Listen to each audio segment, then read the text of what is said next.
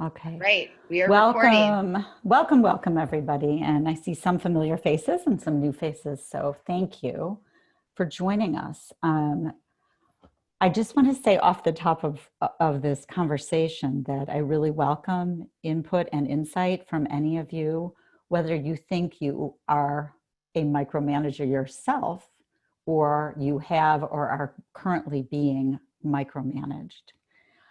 I took the time when I decided to have this webinar to reach out to my own network and ask people the same question. Are you being micromanaged? Are you afraid that you're a micromanager? And I'll read you two of my favorite responses. The first one was sort of tongue-in-cheek, but the person said, I'm so far behind on my work and so low on time, too much micromanaging and not enough delegating. Will that help? So that was one side of the equation. And the other person, who I just loved what they said, she said, I really don't have that experience. My manager empowers me to make my own decisions and supports me along the way. And I took a deep breath. Many of you may feel the same way. Oops. Just a brief word about Ama Vida. Oops, sorry guys, having a little technical. At Ama Vida, we coach in the leadership sphere, career coaching, life coaching, and like Jill mentioned, health coaching. Some of us overlap and coach in more than one area, and many of us have come to see how these areas often overlap. So if you're not sure exactly what kind of coaching you might want, if you decide to hire a coach down the road, don't hesitate to chat with one of us. These things tend to overlap. At Ama Vida, we offer a very unique coaching system where you work closely with a coach once you identify what your needs are. We have proprietary coursework that you have access to both on your own and or in conjunction with your coach.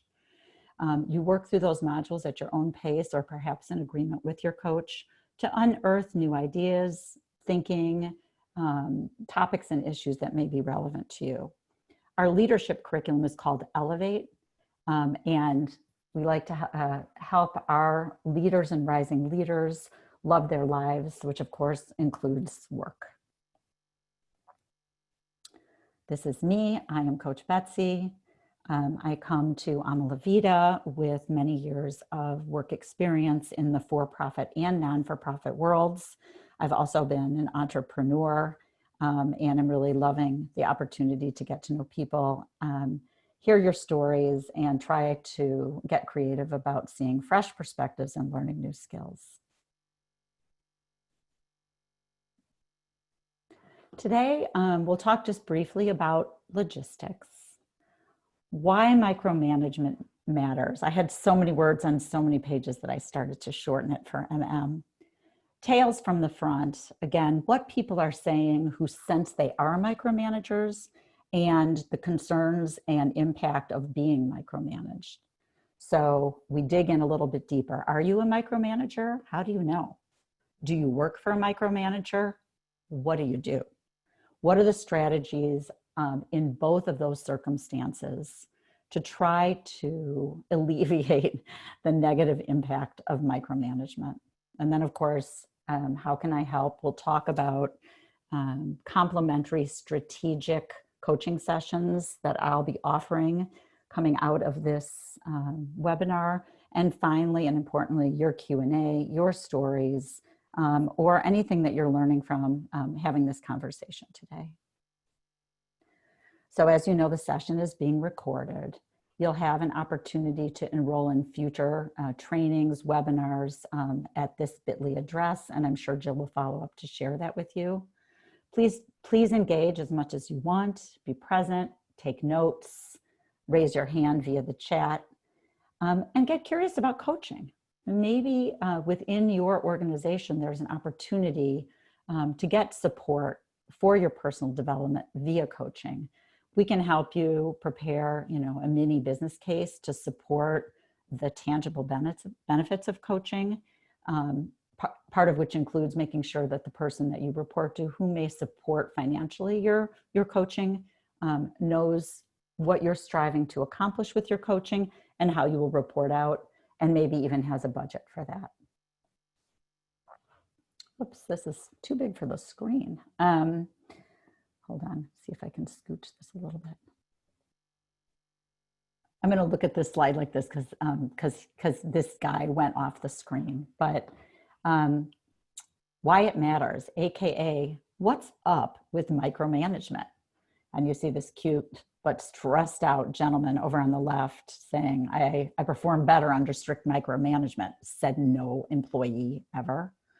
So what are the implications of micromanagement on a team, on an individual, on a team, and on an organization? When I talk to people and have done my reading and studying, it's clear that there are some pretty concrete impacts when individuals are being micromanaged. Morale is lower and people become disengaged. The sense is, what the heck? I may not even bother. Somebody's going to rewrite it, redo it, take it away from me down the road, whatever. I don't really care. I'm not paying attention. Lowers trust between team members.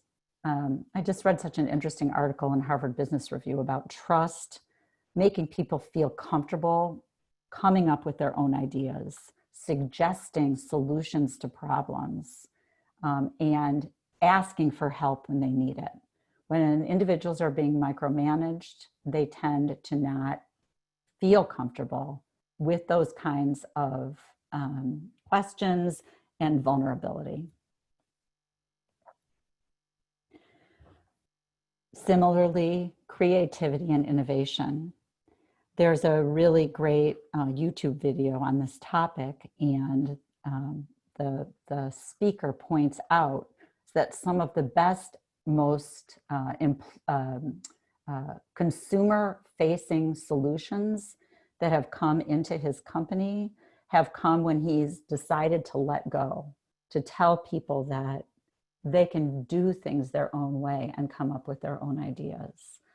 Micromanagement slams the door shut on creativity and innovation, and ultimately, as you can imagine, increases turnover, i.e., people leave, they don't feel they're growing, they don't have confidence in the company and the people that they work with.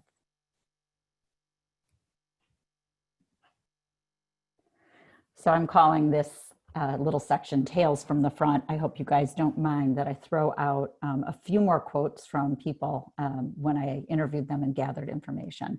I'll go through this quickly, but if anybody wants to type in the chat their own experience, either realizing they're a micromanager or being micromanaged, I'm glad to read those out loud as well. So I'm ultimately accountable. How can I let go, says the micromanager. It feels like I'll never learn and grow. I literally have no agency. I'm becoming an expert in only one thing, conflict avoidance. My boss is looking over my shoulder 24/7.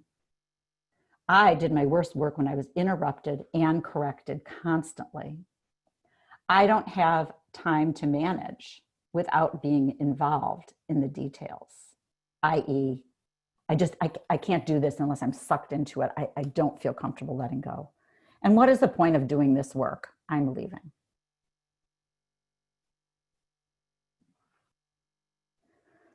Oh my gosh, you guys, I'm so sorry. I didn't realize all these things ran off. So here's our friend Tina Fey. And basically she says that the most important thing you can do is hire talented people and then get out of the way. So when you're assessing your own potential for micromanaging, you may want to ask yourself some of these questions. Do you have time for big picture thinking?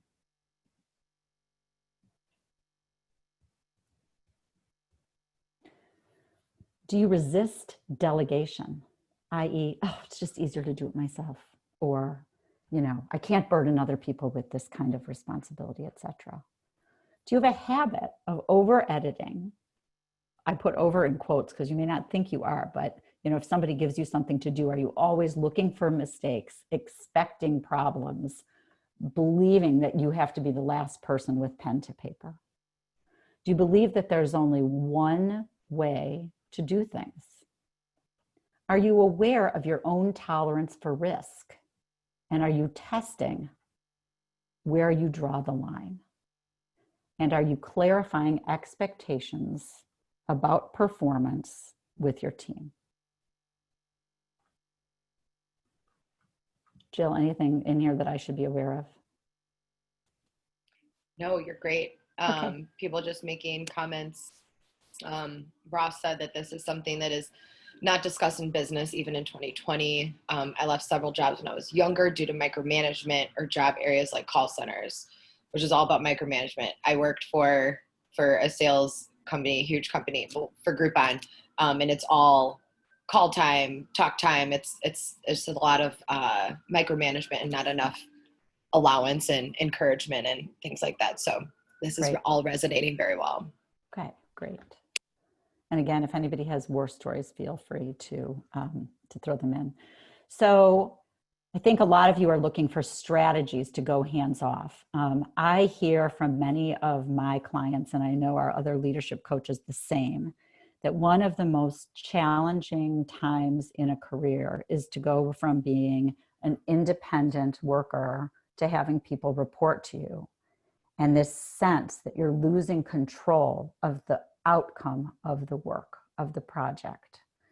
It takes a lot of confidence to go into that space, trusting the people that you work with to figure out how to get the job done, to decide that some mistakes are mistakes where they're learning, and part of your responsibility is to grow your team.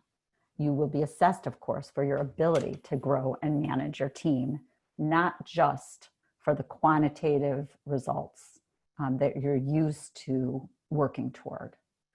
So the biggest advice is to focus on the results that you want or need and not the path to getting there. I found a quote from George Patton, a famous general, as you guys probably know, and he said, "Never tell people how to do things. Tell them what to do, and they'll surprise you with their ingenuity." Again, this whole notion of empowering people to be creative, smart, innovative, collaborative, all the things that perhaps you don't want to prescribe, but may lead to breakthrough solutions. Micromanager beware. Again, if you're micromanaging, you will lose the respect of your team. Honestly, for those of you who've been through experiences like this, there's very little action that makes trust just evaporate than micromanagement. I've been in so many conversations in my own professional life with people talking behind other people's backs on this very topic. It's very uncomfortable and really makes you lose morale. You are failing to grow new leaders. Again, you will rise in your organization at the same level that you are supporting the rise of the people who are reporting to you. That is a huge part of your responsibility. I think we've talked about that. You're reducing breakthrough ideas and innovation, and ultimately you're going to lose valuable and expensive talent. They'll go somewhere else. Again, a few more quotes. "Someone looking over my shoulder makes me so anxious. Ugh, who wants anxious employees? Imagine how that distracts from their day-to-day performance. My input and opinion is not valued, and I literally don't feel like I own anything."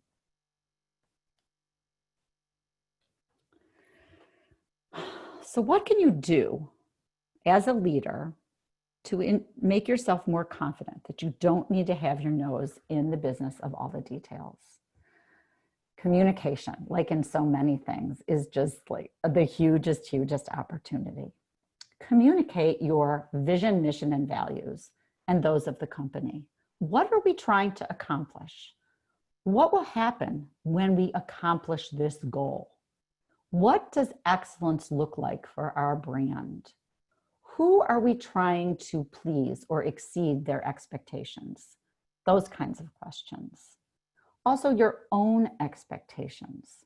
This is what I need as your manager or leader. This is what I need to know.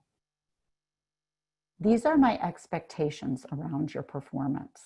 Make it easy for the people who report to you to inform you in a way that will give you more confidence about their performance.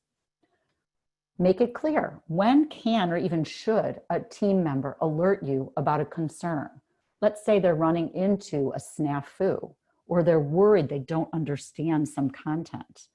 How accessible do you want to be to them? How much do you want them to try to figure these questions out for themselves? And when do you want them to come to you and ask for support? Or perhaps you line up allies or a middle level between you and the people who are ultimately reporting to you so that there's a clear understanding of when a person can ask for help. Again, checkpoints that will ease your comfort. I want to be updated every Friday morning at 11 on this project. I need an update at the close of business every day on this urgent project. I like to receive feedback via text, via email, via Slack. I only need bullet points. I need a thorough explanation. You guys can imagine all the different scenarios, but make it easy for the people that report to you to succeed. Tell them and demonstrate to your team you are committed to their professional growth, that they're struggling along the way, their development of creative ideas, even if they're not the right ideas for the project, their exploration, their hard work, even with errors, is all a part of their growth, that you acknowledge that, respect that, and support it. And then the more tough parts. This is where it gets a little tricky and can be vulnerable for people. Be vulnerable enough to ask for feedback and ready to receive it. I am committed to backing away from the details on this project. Let me know how I'm doing. What are you noticing that's changing? What's possible now that wasn't possible when I was micromanaging? You may hear stuff you don't want to hear. That's a whole separate webinar of getting feedback and receiving it when you don't love what you're hearing. So we can talk about that on another day. And then finally, ask for accountability. Perhaps you ask a peer or a mentor. You tell them that you're working on backing away from micromanagement. And you ask them to work with you as a partner. Perhaps it's your coach to see how you're doing, to hold you accountable. Well, what that does, and with many things that we're trying to change in our leadership trajectory, is by knowing that you're holding yourself and someone else is also holding you accountable, you become acutely aware of when your practice is not working, when you're slipping back into old habits. And just starting to take note of that happening can be really, really valuable. So as we transition toward managing the micromanager, I threw in a little slide about some of the psychological and/or tangible reasons why a micromanager micromanages. Insecurity or lack of confidence in their own work, their own position in the organization, their ability to communicate clearly upward, or their own misunderstandings about what's expected. Now, on the receiving end of a micromanager who is insecure or lacks confidence, please note that it's possible that you're a new employee, a new team member, that you're new to a role, and that there is some level of partnership along the path while you're learning the ins and outs and the details of that new role. That's not what I'm talking about here. You are responsible for waving a flag at some point and telling the micromanager boss, I think I've got this, let me give it a try. But there may be a phase where they're going to align with you and support you. However, some of the insecurity of the micromanager may be because he or she knows they haven't given enough time to give you, the team member, proper guidance. And so they don't trust that the work will be completed well or on time, i.e. they're making up for their own quote unquote deficiency in helping you prepare to succeed. Perhaps this person is inexperienced with independence. In other words, the way they grew up in their organization, they always were micromanaged and they just don't know that there's another way to do things. They assume that being constantly available and constantly in your business is good management. Or perhaps they're literally unaware. They are not in touch with the team. They are not open to feedback, and they don't even know that they're doing it. So we're shifting from being the micromanager to being micromanaged. The biggest strategy for the micromanaged person is to try to meet them where they are.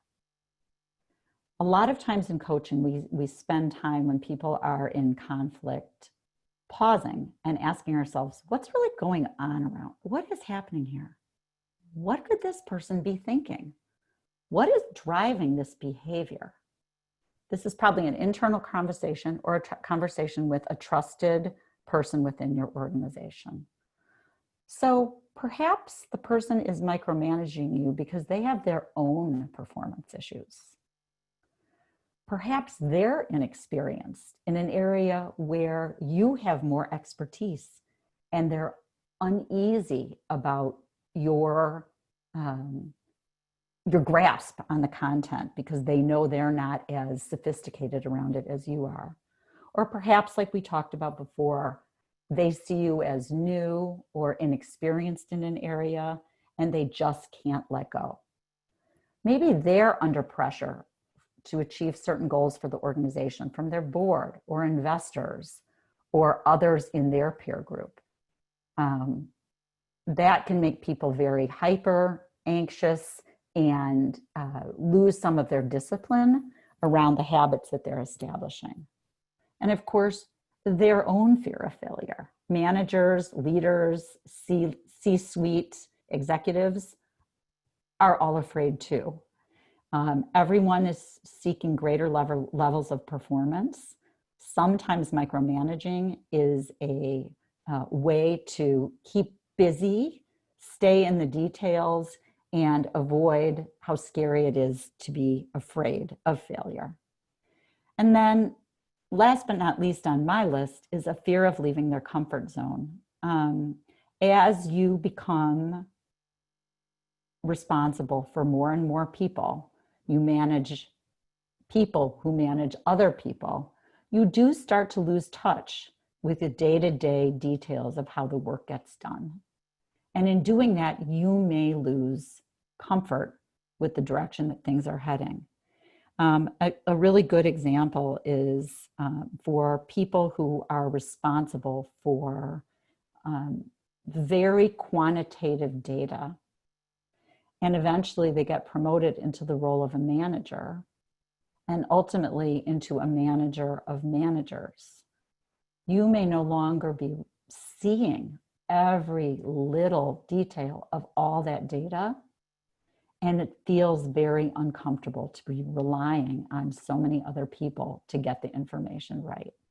Again, if you think back about communication and setting high expectations for what things need to look like in their final product when you see them, you may start to be able to practice stepping away from some of that control. So it feels a little scary to initiate these kinds of conversations. You know, who wants to go to their manager, their boss, and say, "You're micromanaging me"? It feels a little vulnerable and scary, and I don't even know if I would advise it unless you have a very comfortable relationship with your manager. But what would it be like to help the manager understand your value? And importantly, how might you make them more successful? So an example that I wrote is, wow, person X or person Y, it seems like there's a lot going on right now. I wonder if I could make things easier for you to focus on strategy or budget or planning by taking something off your plate, by getting you the results in a certain area that you need, by assuring that you have the information for your next meeting, whatever the thing may be, i.e., I've got this. You can trust me. Give me a try. There's something in it for you.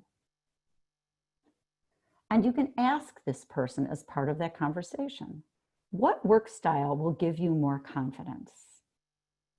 When, where, how, or how often do you want to hear updates from me, and in what format? You know, we talked before about what the micromanager can do, which is clarify these things. If you're lucky to have a micromanager trying to fix some bad habits, they may ask you these questions. Now we're thinking about, if they don't, how can you phrase it back to them to make it feel like you are helping instead of identifying bruises that they may not be uncomfortable showing? How, manager, can I be more aware of goals or parameters that impact my work or my performance? i.e., what else do I need to hear from you to make sure I'm giving you what you need? What are your expectations for my work? And again, for the outcome of the work that I'm doing more than the way I do my work. Maybe that's a little bit about work style in the first bullet. You kind of have to feel your way around that, where you sense the imposing micromanager can't restrain themselves. Confirm you hear and understand. So if you're lucky to have enough to have a productive conversation like this, you end that conversation by saying, manager, here's what I heard. Here are my next steps. Here's what I intend to do. And of course, exceed expectations. Once you get onto a track where you're working to demonstrate trust, to demonstrate competency and capability, you want to exceed expectations. With every positive outcome, the micromanager will be forced and be more comfortable stepping back, stepping away from the details of your day-to-day work.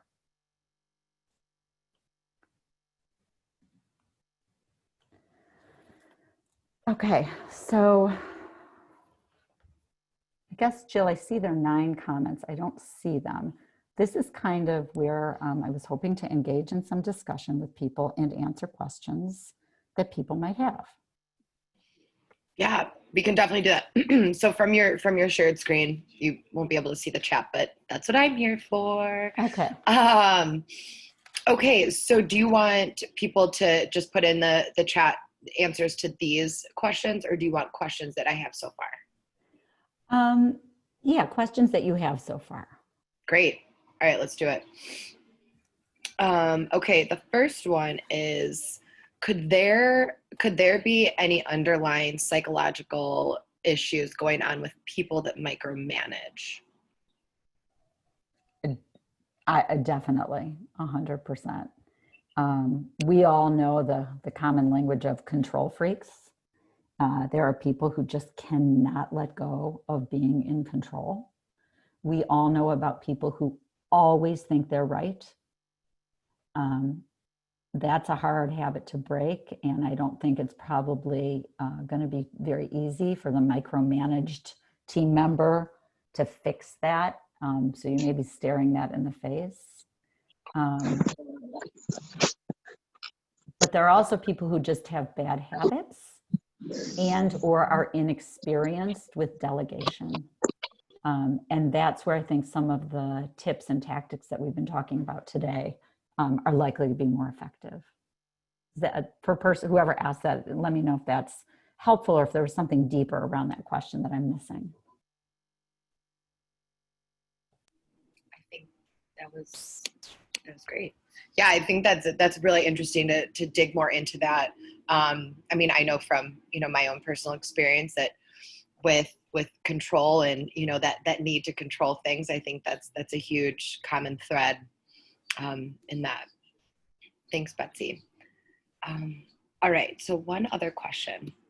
So what if your staff does not report out when you ask them to? I feel that's when I do follow-up emails like, I haven't heard from anyone, please advise. Is that micromanaging? I love that question. It's a great question. Yeah. I wish I was live with all of you because I would ask you, do you think that's micromanaging? I don't think that's micromanaging. I think that's management. I also think that you can be very clear and firm about clarifying what timeline you have for people to follow up and give you the feedback that you're requesting. And you can say, if you don't, I'm going to have to circle back and bug you and be in your face. I don't think it's inappropriate to have expectations around follow-up and feedback. Great. I forget what forum always uses with us. It's something like check and confirm, or I forget exactly what it was, but essentially it's just, following up to ensure that it's been done. Yeah. Yeah, I think that's a great question. All right, so we have two more. Do you want for people just to take a look at these questions that you have on the screen right now? Jill. These questions were really questions that I'm recommending that people who are trying to give their micromanaging boss more confidence that they've got this are questions that they would ask in that conversation with their boss. So, gotcha. I thought it was like personal experience. No. Or anything. Okay. No. Cool. All right. So there are a few more. Would you like me? We can save them for the end, or are you? Well, let's keep going with the questions. Yeah. Awesome. All right. So curious to why/how does micromanagement leadership styles still thrive in work environments, especially as it is so toxic and detrimental to retention? Oh, I don't know. Just hearing that makes me feel anxious.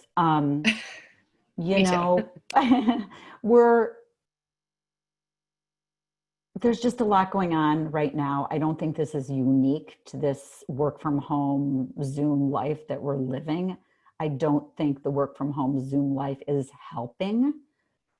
It's hard to have those casual check-ins, when you just bump into somebody or peek over, into their office and say, oh, how's that going? Or could I take a peek at what color red you chose? Or I'm just curious, everything starts to feel very official in the asking. So, we all have to grow into this phase. That being said, and probably as much as anything, becoming a leader of people takes practice and a ton of self-awareness. It really requires us to make a decision, like we talked about in this presentation, about how much stress for outcomes we can endure. And we also have to make a firm decision that a huge part of our job and how we will be measured for successful performance is in our ability to grow the people who report to us. And those are things that we just have to keep reminding ourselves, the people we work with. We need to model that behavior when we become managers, and hopefully things start to get better. It's human nature to be afraid that things might go wrong. So we have to fight that a little bit. It's not easy. Right. Not easy. I think sorry, Jill, go ahead.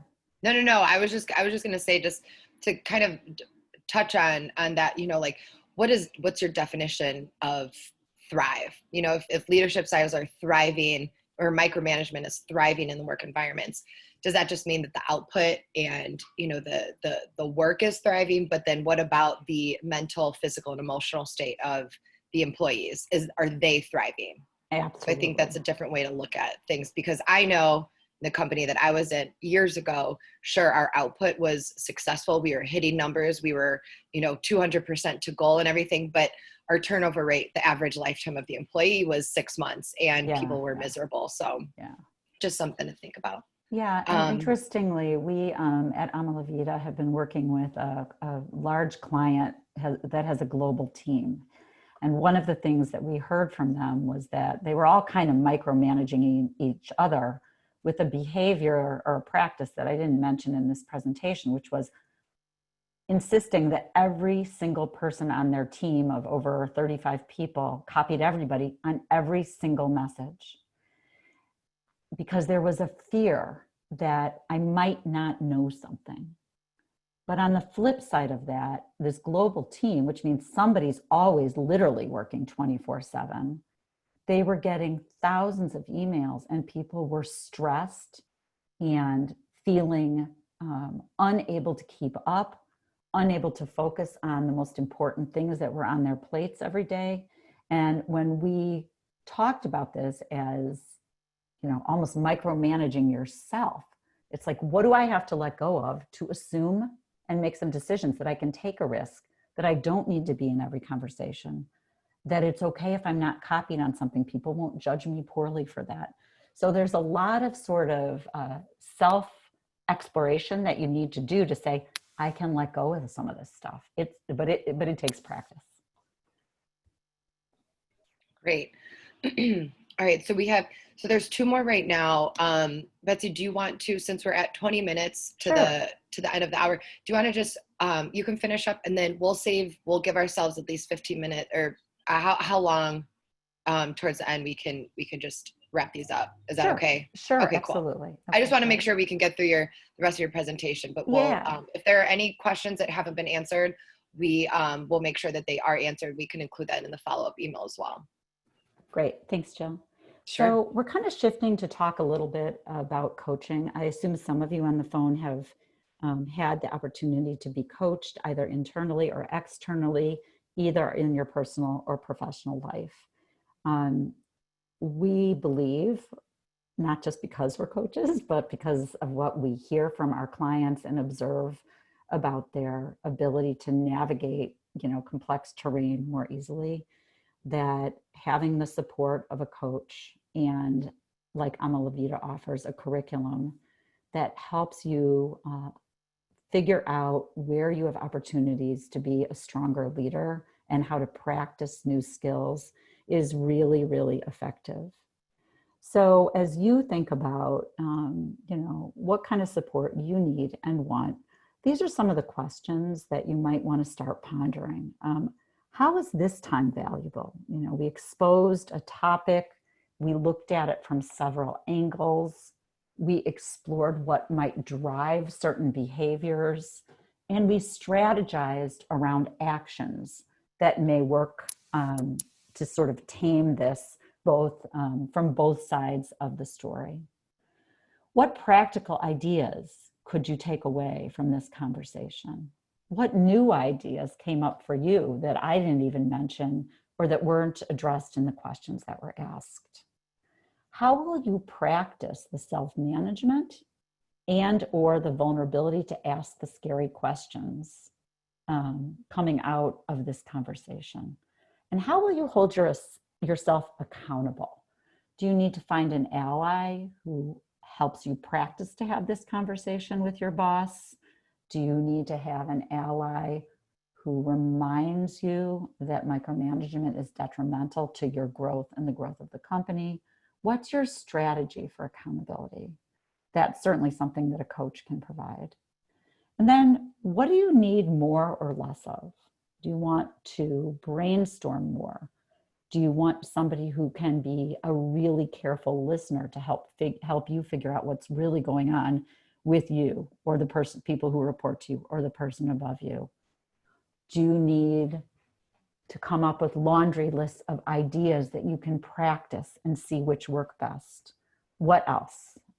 A lot of times in coaching, we ask, what else? We believe in coaching that the client knows what's best for them, and that by us asking provocative or questions that maybe haven't been asked that way before, that the client, perhaps you, comes up with some of their own solutions. And of course, those are the best ways to move forward. At ALV, of course, we're here to help. We have, as I mentioned, a lot of coaches with different business experience, life experience, and coaching expertise.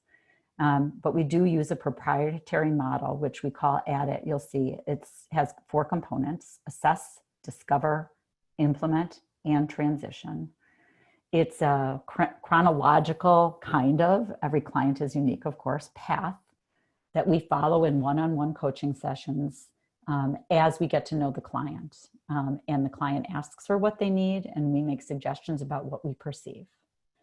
Leaders will, of course, complete actions between sessions to deepen impact. So we believe that there's a lot of thinking and actual work that goes on between coaching sessions that helps the coaching client become more self-aware and or excited about focusing in on certain kinds of practices and behaviors. Each coaching session and each coaching program is tailored to individuals. So you may be a person who's 100% confident, but when public speaking happens, you literally just melt. Or you may be a person who can't let go of the details like we talked about today because you're too afraid of scary outcomes or whatever. Some of the topics that our clients come to us in leadership coaching to talk about are things like establishing a culture and a vision and communicating it, active listening, learning how to be very present for your team, deep questioning, just like I've been talking about, asking those kinds of questions that aren't the easy ones to answer with a yes or a no, but get the person that you're speaking with to think really hard and clear about what's on their mind. Giving and receiving feedback.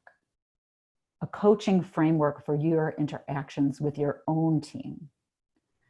And learning how to coach individuals and teams at work. We talk about bias in the workplace, emotional intelligence, a ladder of inference model, etc. People come with all kinds of just fantastic stories, sad stories, complex stories, and we stand here to partner with you and try to unwind those things to get to the results you want in your own leadership journey. We've coached leaders from large and small companies. This is an example. You'll see there are a couple nonprofits as well as for-profits here. Part of the fun of being a coach is getting to know so many businesses and hearing what's going on in all these diverse kinds of industries. We believe the best way to know if a coach could be helpful to you is to experience coaching. And so I'm offering 5 30-minute coaching sessions to the first 5 people who want to do this. And really what they are is strategy sessions. So if you decide to take me up on this offer, I would prepare you to come with a topic or an area of consideration. And we would actually conduct a mini practice coaching session for you to just experience what it's like. You may or may not decide to proceed right away, but at least in your hip pocket, you'll have a point of reference for how coaching might be helpful to you or others within your organization.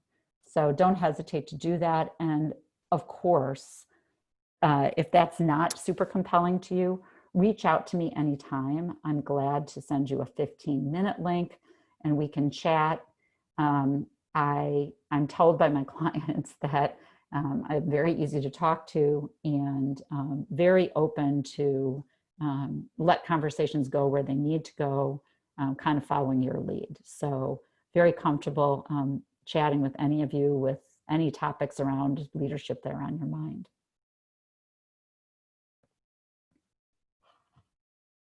Awesome. That's it. Thank you. Thank you, Betsy. That was wonderful. So let me, everyone who still with us. So what I'm going to do is I'm going to include I'm going to include the link for these strategy sessions with Betsy. Let me go ahead and paste it right here. So go ahead and click that link that I just posted in the chat. Make sure you schedule those sessions right away. Our last leadership training, all of the sessions actually quote unquote sold out or got taken up before the end of the call. So definitely make sure to take advantage of those. And just call out to Gentile for saying some very, very kind words about you, Betsy. Thanks, Gentile. Thank you. Well, Yeah. Gentile is a superstar client as well, but I won't get into details. So thank you for those really kind words, Gentile. Of course, we're biased because Betsy is one of the best, but we appreciate that. Okay, great. Well, this was awesome. We still have time to get these other questions answered. So while we're doing that, everyone, last chance, if you have any questions for Betsy that you want answered right now, please go ahead, feel free to share them in the chat box. If not, like I said, in the follow-up email, Betsy will be included on that. So if any other questions might percolate after you guys give yourselves a chance to let everything digest, go ahead and reach out. We're humans behind those emails. So those will actually come to us. All right, Betsy, last question. So is there a difference between being a hands-on manager and a micromanager?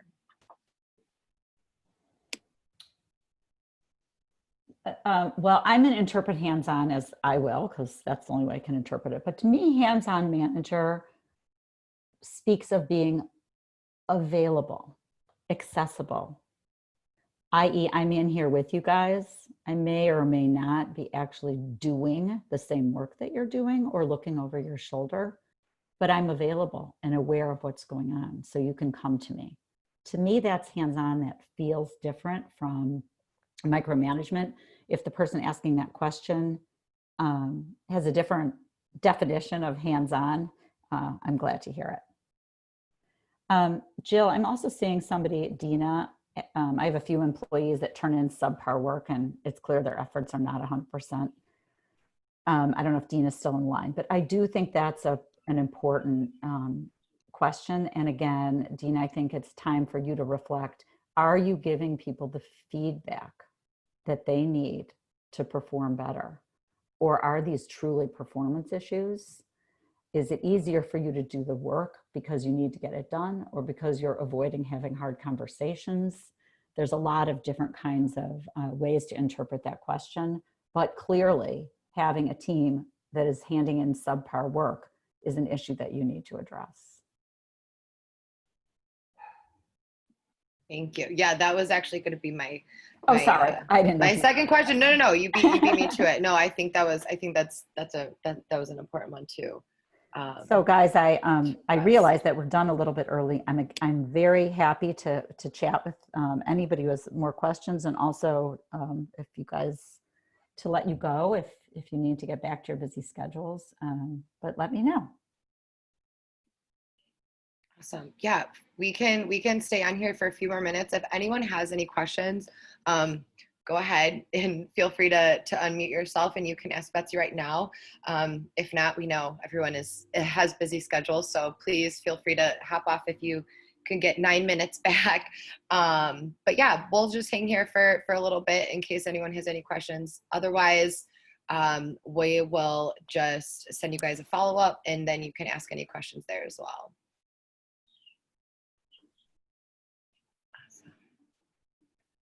Thanks so much, everybody. Glad to hear any more war stories if you want to share them. Yeah. Right. Let's see, comments. Yep. Everyone's just, thank you. Great information. Communication, be accessible. Yeah, I love what you said about, what you're saying about hands-on manager being, more so like, I'm available, I'm here, but it's not, the actual micromanaging part of that. I thought that was really insightful. Well, thank you, Rachel. You are amazing too. Wonderful.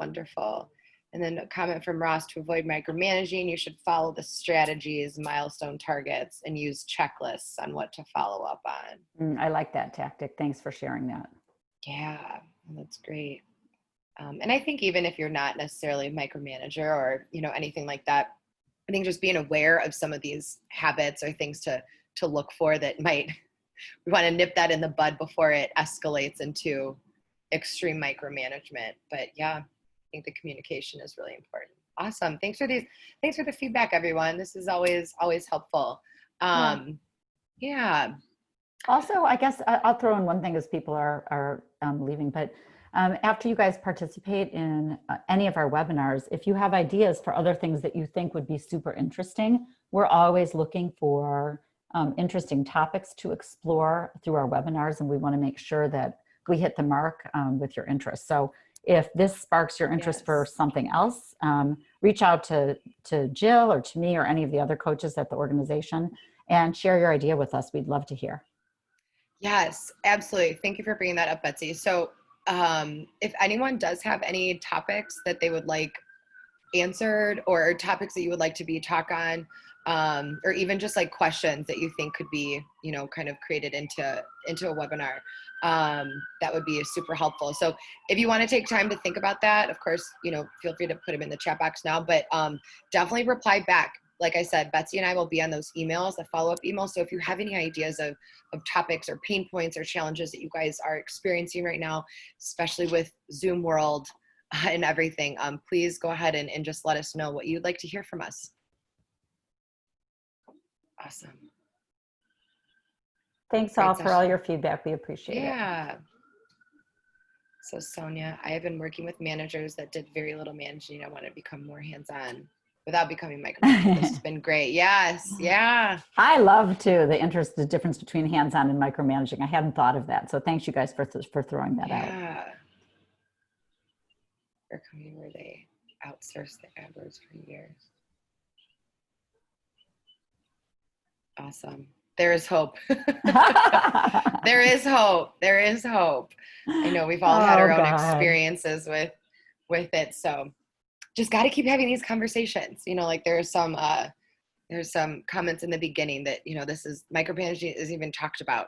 And I feel that's, you know, kind of avoiding the topic, avoiding the not so fun thing to talk about. But yeah, it's and that's what Sonia was just saying, which is this whole concept of communication is the key. Right. And getting over being scared to have the tough conversations, whether you're the micromanager or the micromanage. It takes nerve sometimes to prepare yourself and be ready to put yourself out there and tell somebody what you're really thinking. So absolutely.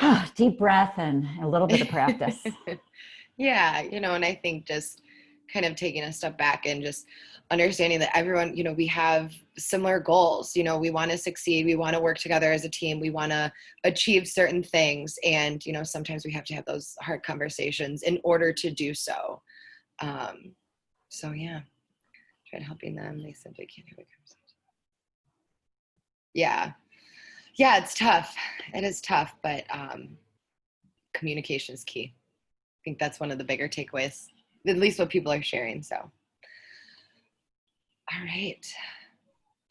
Okay, so if anyone has any other questions, comments, anything, feel free to put that in the chat. Betsy, do you want to hang on a few more minutes? Are you sure, good? I'm glad to. Good? Sure. Okay. Thanks all. Have a good end of the week. Awesome. Oh, but I found that letter. All right, so from Sonia, this might sound bad, but I found that a lot of issues come about due to lack of communication. I work with mostly men, and I find that it's a lot like communicating with a spouse. I can always tell the managers. They've been divorced.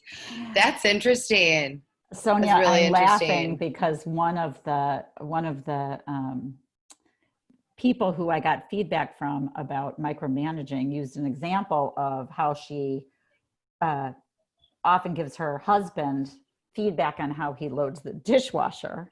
And now, guess what he said? Forget it. I'm not going to load the dishwasher anymore.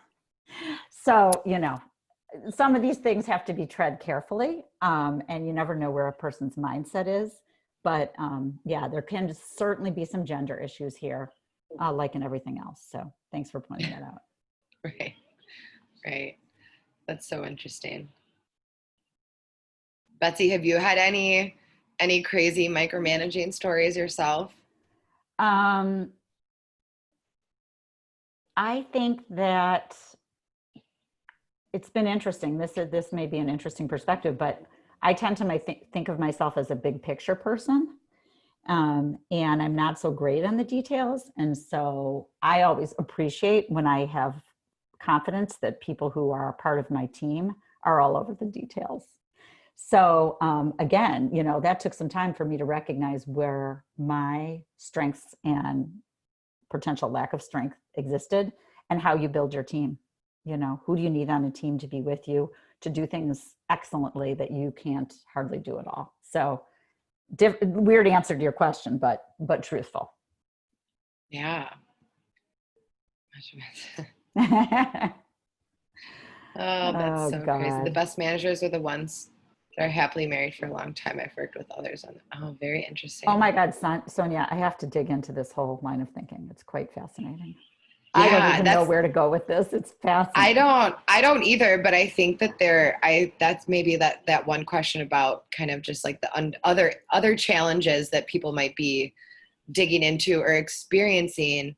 Um, you know, because I feel like sometimes like micromanaging almost like I don't know if it could be like become a habit. It's one of those like bad habits that we don't know are developing in the background and then all of a sudden, or if it really is more of an intentional control, wanting to be in the know. You know, I think that digging into kind of those psychological or like underlining challenges and issues, see if that has a play in that. Yeah, I mean, this whole notion of gender issues, control, demonstrating excellence or superiority, and all that kind of stuff, Mm-hmm. you know, I'm sure is another whole level. Somebody asked earlier about psychological underpinnings of some of this behavior, and we're probably getting in a little bit over our heads with the time we have remaining, but you guys have really opened up a door for me to give some thought to this. Yeah. So I really Yeah, this appreciate it. is Yeah, great. and Sierra, This is great. I hear what you're saying. You were being very savvy and sort of trying to convince people that some of the little things were their ideas. Um, that can get tricky, but it sounds like it really worked well for you. And eventually, with your persistent communication, they stopped asking you, which is awesome. That's happened to me I'm too. sure. Yeah, yeah. Yep. Oh yeah, for sure. Okay, so you want to know every second of everything that I'm doing every day? Well, you bet damn right I'm going to share every second of everything I'm doing every day. Yeah. The one thing Uh, that people haven't talked about that I found very interesting in my research on this topic is this whole notion of helping the manager see that they might be more successful when they can start focusing on the bigger picture topics, the more strategic initiatives, the things that are really important for the growth of the company, as opposed to spending their time worrying about other people's work. And I think getting clear on how to have that kind of conversation with somebody could be very effective. You know, it's a little subtle that you're basically trying to say to them, "Hey, don't you have more important things to do?" But in fact, they probably do. So, Great. Yeah. All right. Okay, awesome. Well, now we are actually over. So thank you everyone for hanging around and engaging and sharing some of these comments and stories. I think that this actually alone, I feel like these comments and questions can give more like deeper insight into maybe expanding on this topic. yeah. We're all set for all of our events for the rest of the year, but would love to see this come up again in the new year with some of these new insights. I think that'd be a lot of fun. All right, everyone. Well, thank you all Thanks a million, for you guys. hanging around. Yes, thank you guys so much. Betsy, I have another meeting, so I'm just gonna connect with you Great. a little bit later, but